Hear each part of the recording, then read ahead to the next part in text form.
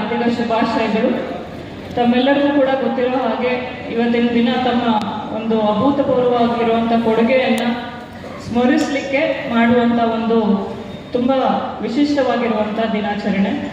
ಈ ಕಾರ್ಯಕ್ರಮಕ್ಕೆ ಒಂದು ಅಚಾನಕ್ ಆಗಿ ಬಂದಿರುವಂಥದ್ದು. ನಾನು ಇಲ್ಲಿ ಪ್ರಧಾನ ಭಾಷಣಕಾರರಾಗಿ ಮಾನ್ಯ ಜಿಲ್ಲಾಧಿಕಾರಿಗಳು ಇರಬೇಕಿತ್ತು.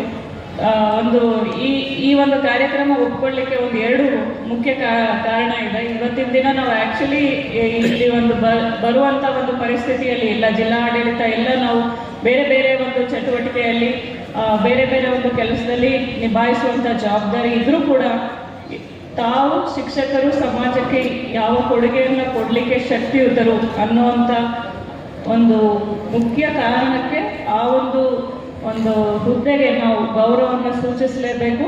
ಆ ಒಂದು ಋಣ ನಮ್ಮ ಮೇಲೆ ಕೂಡ ಇದೆ. ಇವತ್ತು ನಾವು ಏನೇ ಆಗಿದ್ರೂ ಕೂಡ ಅದಕ್ಕೆ ಕಾರಣ ನಮಗೆ ಪಾಠ ಹೇಳಿಕೊಟ್ಟಂಥ ಅಷ್ಟು ಜನ ಶಿಕ್ಷಕರು. ಸೊ ಹಾಗಾಗಿ ಅವರ ಒಂದು ಋಣ ನಮ್ಮ ಮೇಲೆ ಇರೋದ್ರಿಂದ ಅದನ್ನು ನಾವು ತೀರಿಸಲೇಬೇಕಾಗುತ್ತೆ. ಆ ಒಂದು ಮನ್ನಣೆಗೆ ಕಟ್ಟು ಬಿದ್ದು ನಾವು ಇವತ್ತು ಈ ಒಂದು ಕಾರ್ಯಕ್ರಮವನ್ನು ತಮ್ಮ ಮುಂದೆ ಒಂದು 4 ಮಾತನ್ನು ಹೇಳಬೇಕಾಗಿರುವಂಥದ್ದು ನನಗೆ ಎರಡು ರೀತಿಯಾಗಿ ಆಗುತ್ತೆ. ಒಂದು, ವೈಯಕ್ತಿಕವಾಗಿ ನನಗೆ ಪಾಠ ಹೇಳಿಕೊಟ್ಟಂಥ ಗುರುಗಳು ಇವತ್ತಿನ ದಿನ ನಾವು ಒಂದು ಸಮಾಜದ ಮುನ್ನೆಲೆಗೆ ಬಂದು ಸಮಾಜಮುಖಿಯಾಗಿ ಕೆಲಸ ಮಾಡಲಿಕ್ಕೆ ಅವಕಾಶ ಇದ್ದರೆ ಅದಕ್ಕೆ ಬುನಾದಿ ಹಾಕೊಟ್ಟಂಥ ಎಲ್ಲ ಶಿಕ್ಷಕರು ಎಲ್ಲ ಗುರುಗಳಿಗೂ ಕೂಡ ಸಲ್ಲಿಸುವಂಥ ಒಂದು ಗೌರವ. ಇನ್ನೊಂದು, ನಮ್ಮ ಮನೆಯಲ್ಲೇ ಶಿಕ್ಷಕರು ಮತ್ತು ತಂದೆ ತಾಯಿಗಳು ಇಬ್ಬರೂ ಕೂಡ ಶಿಕ್ಷಕರಾಗಿದ್ದರಿಂದ ಯಾವುದೇ ಕಾರಣಕ್ಕೂ ಶಾಲೆಗೂ ಮತ್ತು ಮನೆಗೂ ಯಾವುದೇ ವ್ಯತ್ಯಾಸ ಇಲ್ಲದೆ ಇರೋದ್ರಿಂದ ಎರಡೂ ರೀತಿಯಲ್ಲಿ ನಾವು ಇವತ್ತು ಸಮಾಜಕ್ಕೆ ಋಣವನ್ನು ತೀರಿಸುವಂಥ ಸಿಚುವೇಶನಲ್ಲಿ ನಾವು ಬಂದಿದ್ದೀವಿ ಅಂತಂದರೆ ಅದಕ್ಕೆ ಮುಖ್ಯ ಕಾರಣೀಭೂತರಾಗಿರುವಂಥದ್ದು ಗುರುಗಳು. ಹಾಗಾಗಿ ಗುರುಗಳಿಗೆ ನಾವು ಕರೆಗೆ ಹೋಗೋಡ್ಲೇಬೇಕಾಗತ್ತೆ. ಸೊ ಆ ಒಂದು ದೃಷ್ಟಿಯಲ್ಲಿ ಮಾನ್ಯ ಸಚಿವರು ಕೂಡ ಹೇಳಿದಾಗ ನಾವು ತುಂಬ ಸಂತೋಷದಿಂದನೇ ಒಪ್ಕೊಂಡು ಈ ಒಂದು ಕರೆಗೆ ಬಂದಿರುವಂಥದ್ದು. ತಮಗೆಲ್ಲರಿಗೂ ಕೂಡ ಭಾಳಷ್ಟು ಸಮಯ ತಗೊಳ್ಳಲ್ಲ, ಯಾಕಂದರೆ ನಮಗೂ ಬೇರೆ ಬೇರೆ ಮಾನ್ಯ ಸಚಿವರು ಕೂಡ ಬೇರೆ ಕಾರ್ಯಕ್ರಮಗಳಿಗೆ ತೆರಳಬೇಕಾಗಿರೋದ್ರಿಂದ ಕೆಲವೇ ಮಾತನ್ನು ಸೂಚ್ಯವಾಗಿ ಮನದ ಅಂತರಾಳದಿಂದ ಹೇಳ್ತೀನಿ. ಯಾರಿಗೆ ಎಷ್ಟು ಸಂತೋಷ ಆಗುತ್ತೋ, ಎಷ್ಟು ದುಃಖ ಆಗುತ್ತೋ, ಖುಷಿ ಆಗುತ್ತೋ, ಯಾರ್ಯಾರಿಗೆ ಏನೇನಾಗುತ್ತೋ ಅದನ್ನೆಲ್ಲವೂ ಹೊರತುಪಡಿಸ್ತೀನಿ. ನಾನು ಪ್ರತಿ ಸಲ ಮಾತಾಡುವಂಥದ್ದು ಒಂದು ಭಾವನಾತ್ಮಕವಾಗಿ ಮಾತಾಡ್ತೇನೆ, ಯಾರೋ ಒಂದು ಓಲೈಕೆಗಾಗಿ ಬೇರೆಗಾಗಿ ಮಾತಾಡುವಂಥದ್ದಲ್ಲ. ಸೊ ಹಾಗಾಗಿ ಒಂದು ಮನದಾರದ ಮಾತುಗಳನ್ನು ಅಭಿಪ್ರಾಯಪೂರ್ವಕವಾಗಿ ಒಂದಷ್ಟು ಜನಕ್ಕೆ ಮುಟ್ಟಿದ್ರೆ ಸಾಕು ಅನ್ನುವಂಥ ಒಂದು ಉದ್ದೇಶದಿಂದ ಹೇಳಿರ್ತೀನಿ. ಹಾಗಾಗಿ ಯಾರು ಅನ್ಯತಾ ಭಾವಿಸೋದು ಬೇಡ. ಕಾಳಜಿ ಇಷ್ಟೇ, ಕನ್ಸರ್ನ್ ಇಷ್ಟೇ, ಒಂದು ಶಿಕ್ಷಕ ವೃತ್ತಿ ಸಮುದಾಯ ಏನಿದೆ ಅದನ್ನು ಒಂದು ಸಮಾಜದಲ್ಲಿ ಉತ್ತಮವಾದ ಸ್ಥಿತಿಯನ್ನು, ಉತ್ತಮವಾದ ಗೌರವವನ್ನು ಕಾಲಾಂತರದಿಂದ ಕೂಡ ಇದೆ.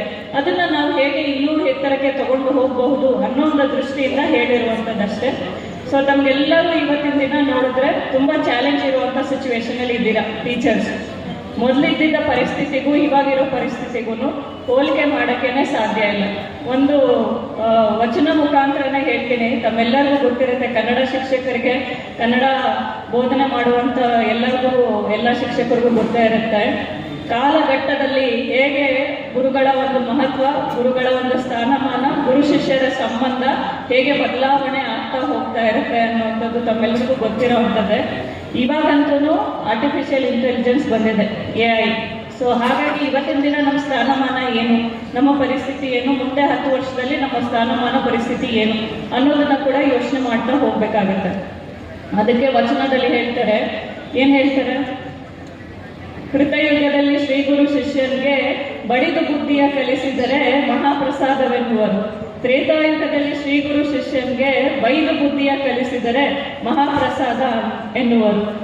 ಅದೇ ರೀತಿ ಕಲಿಯುಗದಲ್ಲಿ ಶ್ರೀ ಗುರು ಶಿಷ್ಯನಿಗೆ ಏನು ಮಾಡಿದ್ರೆ ವಂದಿಸಿ ಬುದ್ಧಿಯ ಕಲಿಸಿದರೆ ಮಹಾಪ್ರಸಾದ ಎನ್ನುವರು. ಸೊ ನಾವೆಲ್ಲರೂ ಕಲಿಯುಗದಲ್ಲೇ ಇದ್ದೀವಿ. ಬೈಯೋದು, ಬಡಿಯೋದು, ಜಂಗಿಸೋದು ದ್ವಾಪರದಲ್ಲಿ ಯಾವುದೂ ಇವತ್ತು ನಾವು ಮಾಡೋಕ್ಕಾಗೋದಿಲ್ಲ. ಆ ಒಂದು ಸಂಬಂಧ ಗುರುಗಳ ಶಿಷ್ಯರ ನಡುವೆ ಇರುವಂಥದ್ದು ಈಗ ಬದಲಾವಣೆ ಆಗಿ ನಿಮಗೂ ನಮಸ್ಕಾರ, ನಾವು ನಮಸ್ಕಾರ ಅಂತ ಹೇಳಿ ವಂದಿಸಿ ಬುದ್ಧಿಯನ್ನು ಕಲಿಸುವಂಥ ಪರಿಸ್ಥಿತಿಗೆ ನಾವೆಲ್ಲರೂ ಬಂದು ನಿಂತ್ಕೊಂಡಿದ್ದೀವಿ ಇವತ್ತಿನ ದಿನ. ಯಾಕೆ ಇದು ಬದಲಾವಣೆ ಆಗಿದೆ ಅಂತಂದರೆ, ತ್ರೇತಾಯುಗದಲ್ಲಾಗಲಿ, ದ್ವಾಪರ ಯುಗದಲ್ಲಾಗಲಿ, ಕೃತಯುಗದಲ್ಲಾಗಲಿ ಕೇವಲ ಶಿಕ್ಷಣವನ್ನು ಅಂದರೆ ಕಲಿಸುವಂಥ ಅಕ್ಷರ ಜ್ಞಾನ ಕೊಡುವಂಥ ಗುರು ಆಗಿರಲಿಲ್ಲ, ಜೀವನಕ್ಕೇನೆ ದಾರಿ ತೋರಿಸುವಂಥ ಗುರು ಅವಾಗ ಆಗಿದ್ರು. ಇವಾಗ ಬದಲಾವಣೆ ಆಗ್ತಾ ಇದೆ. ಕೇವಲ ಬೌದ್ಧಿಕವಾಗಿ ಗುರು ಕಲಿಸೋದಲ್ಲಿರ ಸೋಷಿಯಲ್ ಮೀಡಿಯಾ ಇದೆ, ಇಂಟರ್ನೆಟ್ ಇದೆ, ಸುತ್ತಮುತ್ತ ಸೊಸೈಟಿ ಇದೆ. ಪ್ರತಿಯೊಂದು ಕೂಡ ಮಗುವಿನ ಮೇಲೆ ಇಂಪ್ಯಾಕ್ಟ್ ಆಗ್ತಾ ಇರೋದ್ರಿಂದ ಇವತ್ತು ನಾವು ಒಂದಿಸಿನೇ ಬುದ್ಧಿ ಕಲಿಸ್ಬೇಕಾಗುತ್ತೆ. ಇನ್ನೂ ಆರ್ಟಿಫಿಷಿಯಲ್ ಇಂಟೆಲಿಜೆನ್ಸ್ ಮುಂದೆ ಬಂದಾಗ ಬಹುಶಃ ನಾವು ಕರ್ಕೊಂಡು ಬಂದು ಬಲವಂತವಾಗಿ ಪಾಠ ಕಲಿಸೋವಂಥ ಸಿಚುವೇಶನ್ ಬರ್ಬೋದು. ಮೊದಲು ಇದ್ದಿದ್ದಂಥ ಅಟೆನ್ಷನ್ ಸ್ಪ್ಯಾನ್ ಮಕ್ಳಿಗೂ ಇವತ್ತಿರುವಂಥ ಅಟೆನ್ಷನ್ ಸ್ಪ್ಯಾನ್ಗೂ ತುಂಬಾ ಡಿಫಿಕಲ್ಟಿ ಇದೆ. 2 ನಿಮಿಷ ಒಂದು ಮಗುನ ಏಕಾಗ್ರತೆ ಚಿತ್ತವಾಗಿ